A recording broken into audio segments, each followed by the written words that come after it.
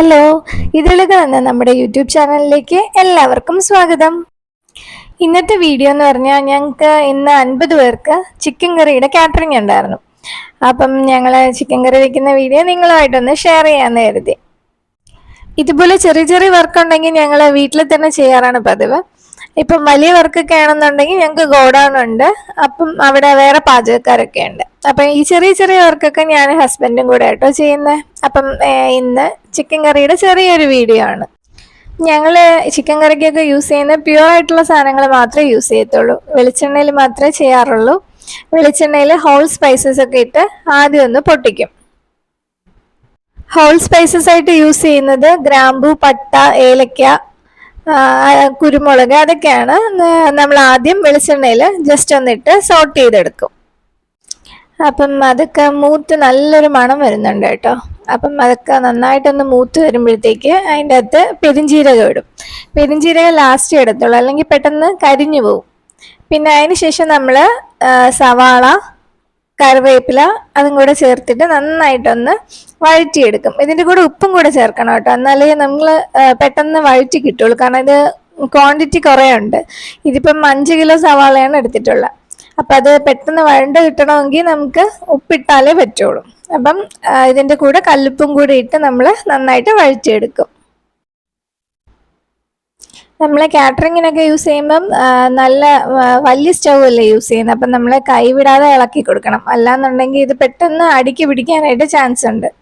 അപ്പം ഈ സവാള നന്നായിട്ട് എണ്ണയിൽ കിടന്ന് വഴണ്ട് വരട്ടെ. അതിന് ശേഷം നമുക്ക് ഇഞ്ചി വെളുത്തുള്ളി പേസ്റ്റ് ചേർക്കാം.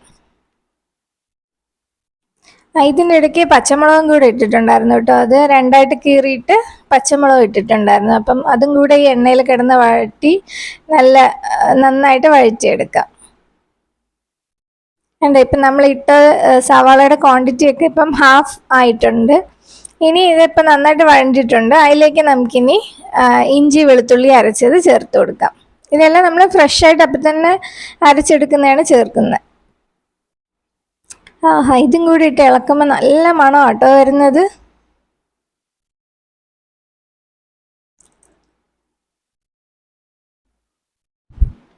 ഇനി ഇത് എണ്ണയിൽ കിടന്ന് നന്നായിട്ടൊന്ന് മൊരിഞ്ഞു വരട്ടെ.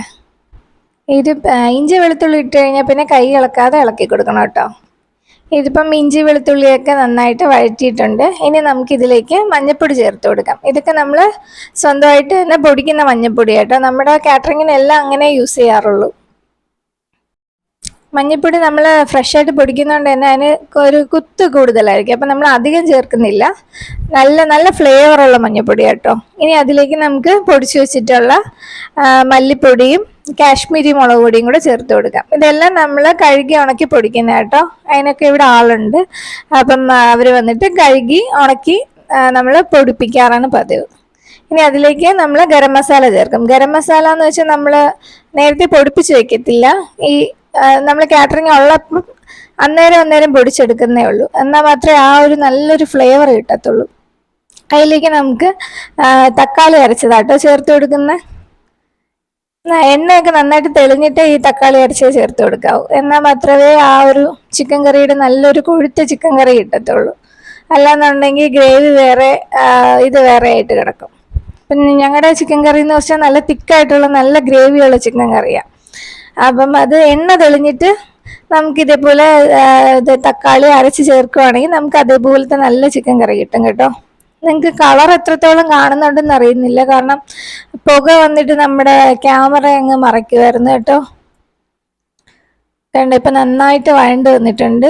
ഇപ്പം തക്കാളിയൊക്കെ വെന്ത് നല്ലതായിട്ട് മിക്സായിട്ട് എണ്ണ തെളിഞ്ഞ് വന്നിട്ടുണ്ട്. ഇനി ഇതിലേക്ക് നമുക്ക് കുറച്ച് മല്ലിയിലയും കൂടെ ചേർത്തിട്ട് ചിക്കൻ പീസസ് ഇട്ട് കൊടുക്കാം. ഇനി ഈ ചിക്കൻ പീസസിലേക്ക് മസാല എല്ലാം നന്നായിട്ട് പുരളുന്ന വിധത്തിൽ നമുക്ക് നന്നായിട്ട് ഇളക്കി കൊടുക്കാം. ചിക്കൻ പീസസും കൂടി ഇട്ടപ്പോൾ എനിക്ക് ഇളക്കി കൊടുക്കാൻ ഭയങ്കര ബുദ്ധിമുട്ടായിരുന്നു കേട്ടോ. പിന്നെ ഞാൻ ഹസ്ബൻഡിനെ വിളിച്ചിട്ട് ഹസ്ബൻഡായിട്ട് ഇളക്കുന്നത്, അല്ലെങ്കിൽ ഇതിൻ്റെ അകത്ത് എല്ലാത്തിലും നന്നായിട്ട് മസാല പിടിക്കത്തില്ല. ആദ്യം ഒന്ന് നന്നായിട്ട് മസാല പിടിച്ചിട്ട് നമുക്ക് തിളച്ച വെള്ളം ഒഴിച്ച് വേവിച്ചെടുക്കാം.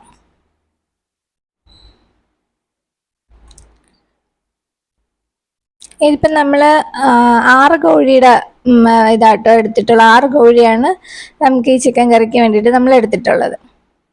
ഇതൊരു വലിയ ഉരുളി എടുത്തിട്ടുള്ളത്. അപ്പോൾ അതുകൊണ്ട് തന്നെ നമുക്ക് നന്നായിട്ട് ഇളക്കാനും പറ്റും, നന്നായിട്ട് കുക്കായും കിട്ടും. ഇനി അതിലേക്ക് നമുക്ക് ചൂടുവെള്ളവും കൂടെ ഒഴിച്ചിട്ട് നന്നായിട്ട് മിക്സ് ചെയ്ത് നമുക്ക് പാത്രം അടച്ചു വെച്ചിട്ട് നമുക്കൊന്ന് കുക്ക് ചെയ്തെടുക്കാം.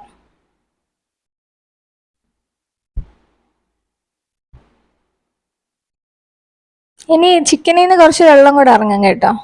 ഇപ്പം തന്നെ കണ്ടോ, നല്ല ഗ്രേവി, നല്ല തിക്ക് ഗ്രേവിയാണ്, നല്ല ടേസ്റ്റുള്ള ചിക്കൻ കറി കേട്ടോ. എനിക്ക് സ്ഥിരം ഓർഡർ വരുന്നതാണ് കേട്ടോ ഈ ചിക്കൻ കറിയുടെ.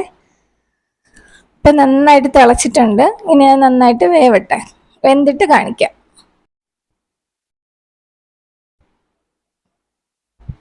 ഇതിപ്പം ചിക്കൻ കറിയൊക്കെ നന്നായിട്ട് വെന്തിട്ടുണ്ട്, എണ്ണയൊക്കെ ഒന്ന് തെളിഞ്ഞു വരുന്നുണ്ട്. നമ്മൾ ഇടയ്ക്ക് ഇളക്കി കൊടുക്കണം കേട്ടോ. കണ്ടിന്യൂസ് ആയിട്ട് ഇളക്കി കൊടുക്കേണ്ട, ചിക്കൻ പൊടിഞ്ഞു പോവും. ഇടയ്ക്കൊന്ന് ഇളക്കി എല്ലായിടും ഒന്ന് നന്നായിട്ട് മസാല പിടിക്കത്തക്ക രീതിക്ക് നന്നായിട്ടൊന്ന് മിക്സ് ചെയ്ത് കൊടുക്കണം. ഈ സമയത്ത് നമുക്ക് ഉപ്പൊക്കെ നോക്കണം കേട്ടോ. ഇത് കഴിഞ്ഞിട്ട് നമ്മൾ വേറൊരു ഇൻഗ്രീഡിയൻറ്റും കൂടെ ചേർത്തിട്ടുണ്ടായിരുന്നു, അതിൻ്റെ വീഡിയോ എടുക്കാൻ ഞാൻ മറന്നുപോയി. നമ്മൾ കാഷ്യൂനട്ട് അരച്ചതും കൂടെ ചേർത്ത് കൊടുക്കും. അതിന് ശേഷം നമുക്ക് മല്ലിയിലയും കൂടെ ഇട്ടിട്ട് ചിക്കൻ കറി വാങ്ങാം. ഇടയ്ക്ക് വീഡിയോ എടുക്കുകയാണെന്നുള്ള കാര്യം ഞാൻ മറന്നുപോയി. അങ്ങനെ കാഷ്യൂനട്ട് ചേർത്തതും രണ്ടാമത് കുറച്ച് ഗരം മസാലയും കൂടെ ചേർത്തതൊന്നും എടുക്കാൻ പറ്റിയില്ല. അപ്പം നമ്മുടെ ചിക്കൻ കറി റെഡി ആയിട്ടുണ്ട്. കണ്ടോ, നല്ല കൊഴുത്ത ഗ്രേവിയോട് കൂടിയിട്ടുള്ള ചിക്കൻ കറി ഉണ്ടോ. ചെറിയ ചെറിയ കാര്യങ്ങൾ ശ്രദ്ധിച്ചാൽ നമുക്കും കാറ്ററിംഗ് സ്റ്റൈലിലുള്ള നല്ല അടിപൊളി ചിക്കൻ കറി നമുക്കും തയ്യാറാക്കാം. ഇതിൻ്റെ മണം ഒരു രക്ഷയില്ല കേട്ടോ. നമ്മുടെ സ്പെഷ്യൽ മസാലക്കൂട്ടിൻ്റെ മണമാണ് ഈ വരുന്നത്. നല്ല മണം കേട്ടോ. നമ്മൾ ഫ്രഷ് ആയിട്ട് തന്നെ പൊടിച്ചെടുക്കണം, എന്നാൽ മാത്രമേ നമുക്ക് ഇത്രയും ഫ്ലേവറും ഇത്രയും നല്ല ഇതും കിട്ടുള്ളൂ.